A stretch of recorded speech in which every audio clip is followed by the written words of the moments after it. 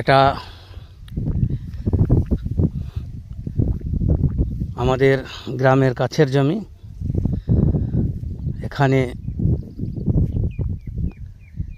পানির খুব সুন্দর ব্যবস্থা। এই জমিতে মিনিকেট ধান চাষ করা হয়েছে। প্রাথমিক অবস্থায় কে 2 ট্রাক্টর ট্রলি করে জৈব সার দেওয়া হয়েছে। তারপরে এখানে জমিতে ডিএপি দেওয়া হয়েছে। তারপর একে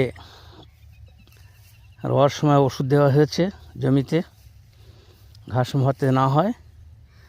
তারপরে 10-26 প্লাস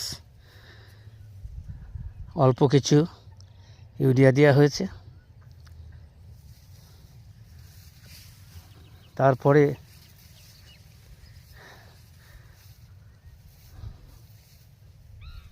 নেটিভো বলে একটি ওষুধ আছে, সেটা দেওয়া হয়েছে। এবং ভেটাকো